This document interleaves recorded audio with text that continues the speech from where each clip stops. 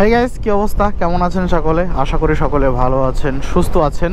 বেশ ভালো লাগতেছে। আজকে এখন বাজে সকাল 6:30 আর বের হয়েছি মানিকগঞ্জের উদ্দেশ্যে, কারণ সকাল 10টা থেকে আমার পরীক্ষা আছে এবং আজকে একদিনে 3টা পরীক্ষা। প্রচুর টেনশনে আছি, কিন্তু তারপরও ভালো লাগতেছে কারণ শীত পড়তেছে।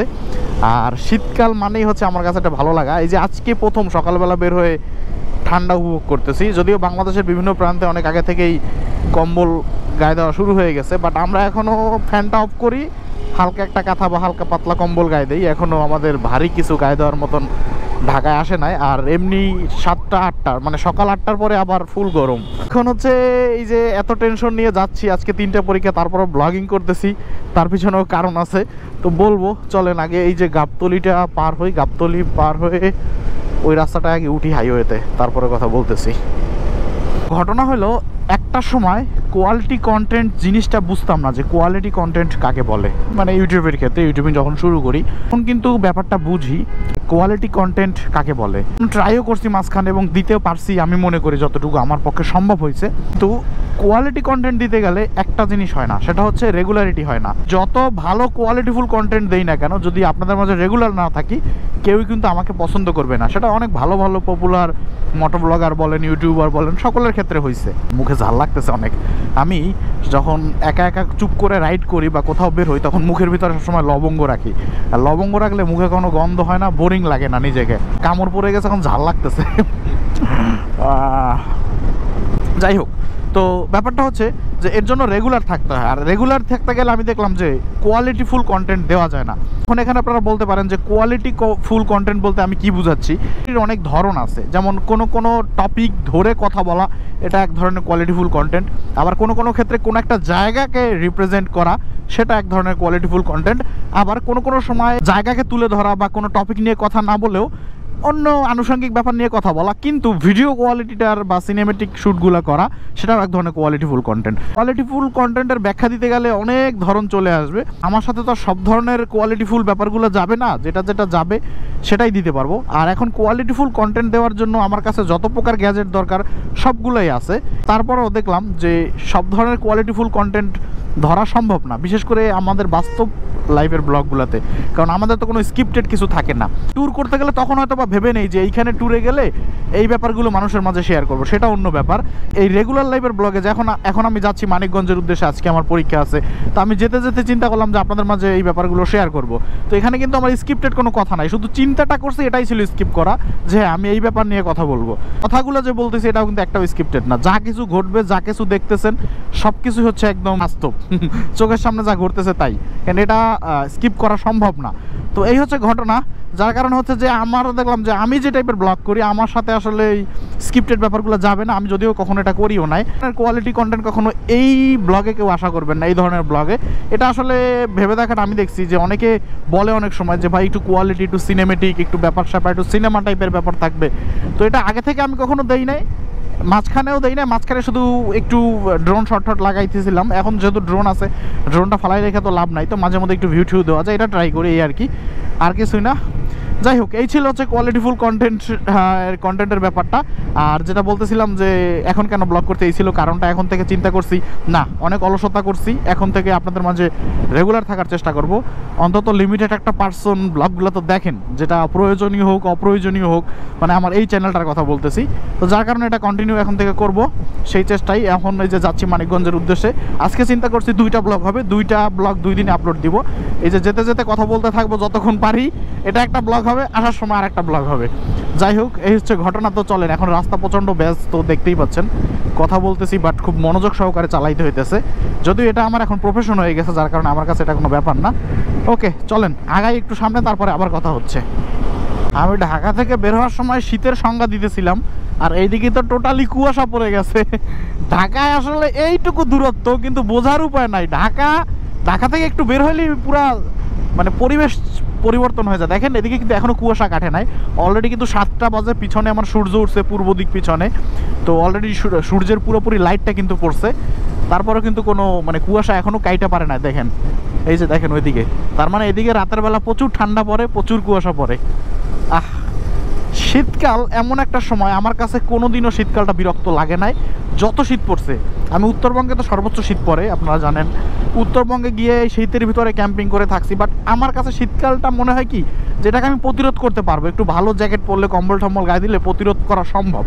বাট গরমটাকে না প্রতিরোধ করার কোনো অপশন নাই, হয় আপনাকে এসির ভিতর ঢুকতে হবে, না হলে ফ্যানের বাতাসে থাকতে হবে।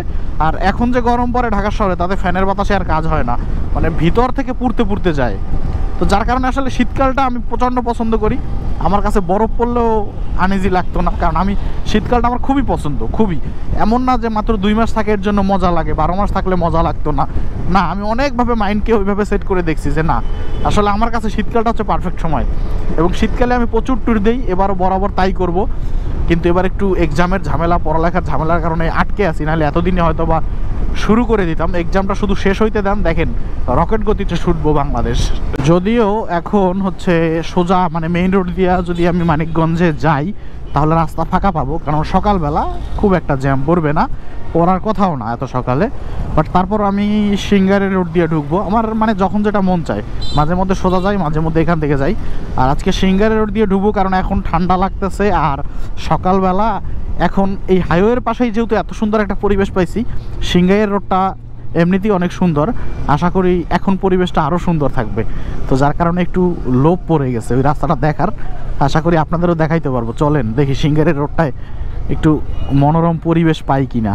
এদিকে তো পুরা শীত, মানে মনে হইতেছে যে পুরো মাঘ মাসের শীত পড়ছে। যেমন পরিবেশ ঠান্ডা, সেরকম শীতের পরিবেশ। উফ, ভাল লাগতেছে। হঠাৎ করে এই গরমের ভিতর থেকে বের হয়ে, মানে সকালবেলা যখন বাসা থেকে নেমে বাইকটা স্টার্ট করি তখনও গরমে ঘামাইতেছিলাম, মানে এমন একটা অবস্থা, মেজাজ খারাপ লাগতেছিল যে কখন বাইরে বাইকটা একটু টান দিব তাহলে একটু ঠান্ডা লাগবে। তো এখন তো এইখানে এসে পুরা ফিল চেঞ্জ হয়ে গেছে।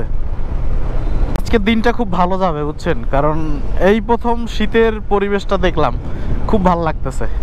আগে এরকম বের হয়ে যেতাম, সে সকালবেলা পাহাড়ি এলাকায় রাইড করতে যে একটা মজা লাগতো, অসাধারণ মজা লাগতো।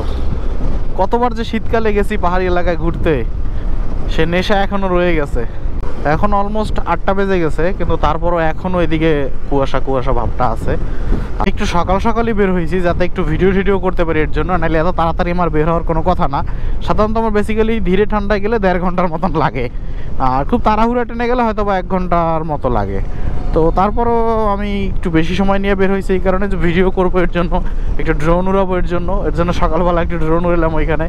আবার আর একটা ব্যাটারি আছে, ওইটা যাওয়ার সময় আর একটা ভিউ পাবো, ওইটার একটা ড্রোন ফুটেজ নিব। এই হচ্ছে ঘটনা। আর এই যে আপনাদের সাথে কথা বলতেছি, আগাচ্ছি, যাচ্ছি, এই যে সময়টা পাস করতেছি, উপভোগ করতেছি ধীরে ঠান্ডায়। সাধারণত এর সাথে এত আস্তে আস্তে চালানো হয় না, তো আস্তে আস্তে যাচ্ছি, উপভোগ করতেছি, খারাপ না, ভালোই লাগতেছে।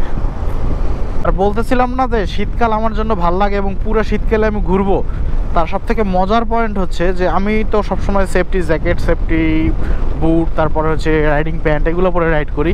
আর এইগুলা গরমকালে পরে রাইড করতে খুব কষ্ট, খুব, কিন্তু এগুলো তো সারা রাইড করাটা সেফ না, তো এত কষ্ট হয় যে মাঝে মধ্যে বিরক্ত লাগে। কিন্তু শীতকালে ওই বিরক্তটা নাই, কারণ শীতকালে ওইটার নিচে আরও পড়তে হয়, কারণ নাহলে শীত লাগে। তো তখন আসলে ফিলটা পাওয়া যায় এবং অনেকক্ষণ চালাইলেও ক্লান্ত হই না। তো এই একটা প্লাস পয়েন্ট হচ্ছে শীতকালে রাইড করে। এবং পাহাড়ি এলাকা যে এক্সট্রিম রোডগুলো, ওগুলোতে গেলে তো অনেক পরিশ্রম করতে হয়। পরিশ্রমটা ধরেন আমি একটা অফরোডে যাচ্ছি, ওখানে অনেক সময় গাড়ি কাত হয়ে যায়, তারপরে অনেক সময় একা একা গাড়িটাকে সোজা করতে হয়। এগুলো পাহাড়ি এলাকায় গেলে বা এক্সট্রিম রোডগুলোতে গেলে এরকম হবেই।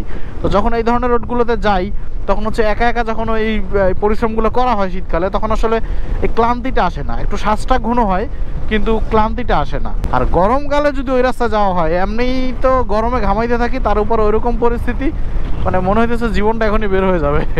তো এই হচ্ছে সমস্যা। কষ্টটা আসলে বড় কথা না, কষ্টটা হচ্ছে ঘামানোটা, এটা এত খারাপ লাগে, মানে এত বেশি ক্লান্ত করে দেয় ঘামাইলে, এইটা হচ্ছে সহ্য করা যায় না, এটা হচ্ছে সবথেকে বড় সমস্যা।